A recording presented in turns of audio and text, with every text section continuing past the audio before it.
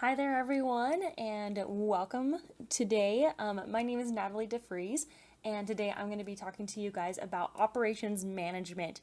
This is just going to give a brief overview about what operations management is, and then two other words that are used frequently within operations management. That way, you guys can get a better understanding about what it is and how it works. So to start off, let's go ahead and talk about operations management. This is a definition that I put together.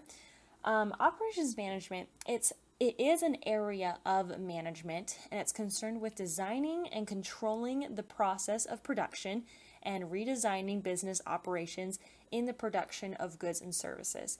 So when you're dealing with goods and services, operations management is basically managing that process to figure out how they can make it better and more efficient.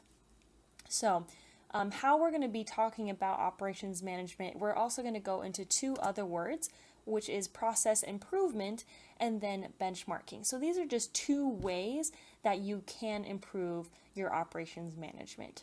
So, let's go ahead and start with process improvement. So, process improvement, it's a proactive type of identifying and analyzing and improving upon existing business processes within an organization for optimization and to meet new quotas or standards of quality. So, process improvement, it's very similar to operations management in that you're trying to become more efficient. With process improvement, though, it's different because just one task and figuring out how they can make that better so that they can meet a quota. So, to give you an example, here is a very simplistic process that I've put together. So, it starts when you have your raw materials and you put it through all these different machines to end up with end product. So, here we have our raw materials, we're changing the color, and then we're going to change the shape, and then change the pattern so that we come up with this beautiful looking product which makes our customers happy. So now, kind of going to the same example, if we were to put in our raw materials in, we change the color, works fine, but then something goes wrong with our shape machine. It's not that it's completely broken, it just doesn't do exactly what it was meant to do. So then when the product comes out, it's not necessarily a star, but it kind of looks like a star, I guess, but this is something that does not create value for our customers, and so it will not make them happy. So for process improvement, what we are going to do is go through and actually fix the problem. So we find the root cause, obviously the shape machine in this instance, and by fixing it, we are then able to create more quality, get the exact product that our customers are looking for, and therefore make them happy. So that's just a very simple idea of how process improvement works.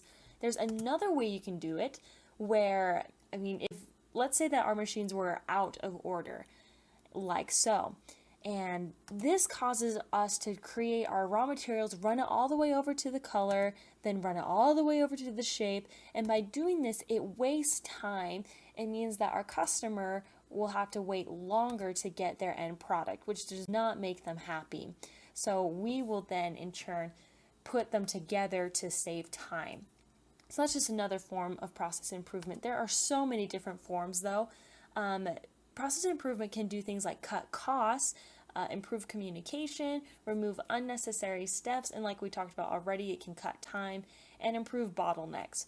So those are just a few examples of process improvement, but honestly, there are infinity amount of ways that you can add value to your process. So then going over to our next word, which is benchmarking. And no, benchmarking is not a bench with some mark that you have from the Dark Lord. No, that's not what we're talking about. Benchmarking, it's the practice of comparing businesses, processes, and performance metrics to industry best and best practices from other companies. So that means we are taking our company and comparing it to another company who has a practice that we want to implement into our own business.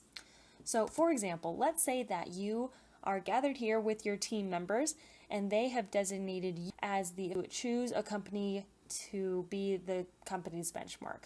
I said company a lot of times there.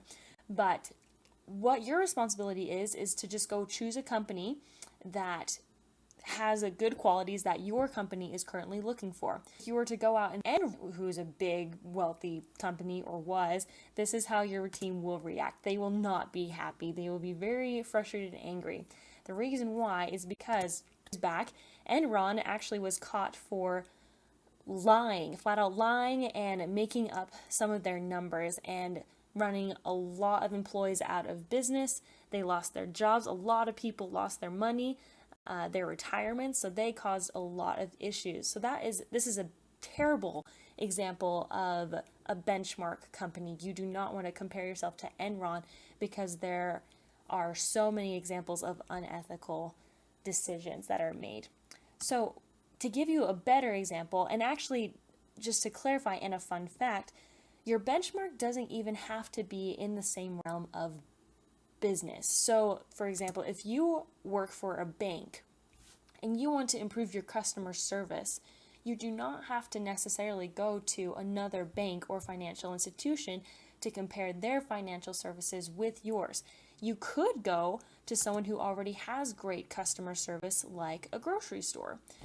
Grocery stores usually are known for their quality customer service, maybe unless you're Walmart or something like that, but that's just an example to show that you don't have to go to the same realm of business to find a benchmark for your company. It can be honestly anything so long as it has the quality that your company is looking for and that you want to implement.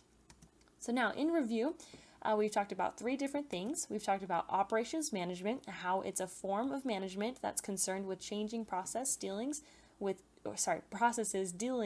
goods and services. And then process improvement, which is the task of identifying and reducing waste in a process. And then benchmarking, which is a comparison of best practices in other companies to apply them in your current workspace. So thank you so much. I hope you guys have a great day. Go get them, and we will see you next time.